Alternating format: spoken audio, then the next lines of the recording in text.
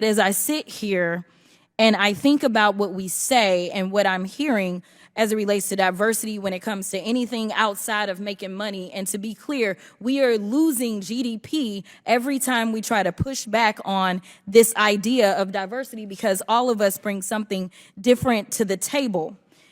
But you consistently said over and over the word oppression, and every time that you said it, it was almost as if I was hearing nails on a chalkboard because it seems like you don't understand the definition of oppression, and I'd ask you to just refer to Google to help you out.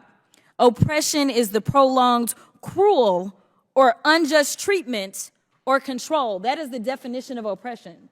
And so as I sit here as a Black woman who practiced civil rights, let me tell you the reason that my colleagues wanted to make sure you understood the same Black history that your side of the aisle wants to delete out of classrooms is because you can then misuse words like oppression. There has been no oppression for the white man in this country. You tell me which white men were dragged out of their homes. You tell me which one of them got dragged all the way across an ocean and told that you are going to go and work. We are going to steal your wives. We are going to rape your wives. That didn't happen. That is oppression. We didn't ask to be here. We're not the same migrants that y'all constantly come up against. We didn't run away from home. We were stolen. So yeah, we are going to sit here and be offended when you want to sit here and act like, and don't let it escape you that it is white men on this side of the aisle telling us, people of color on this side of the aisle, that y'all are the ones being oppressed, that y'all are the ones that are being harmed.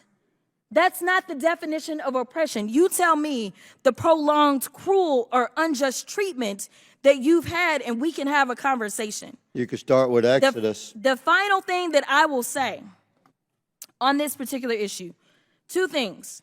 There is an article from The Guardian, and it is a little old. It's from 2021, so I apologize. But it said that back then, just 3 years ago, white men represent 30% of the population, but 62% of office holders. These are the issues that we are constantly looking at and recognizing and trying to say, is this just? I can't even tell you how many white men have served in this chamber, but I can tell you that I am only the 55th Black woman to be elected to Congress. And so when you want to talk about history and pretend as if it was so long ago, it wasn't.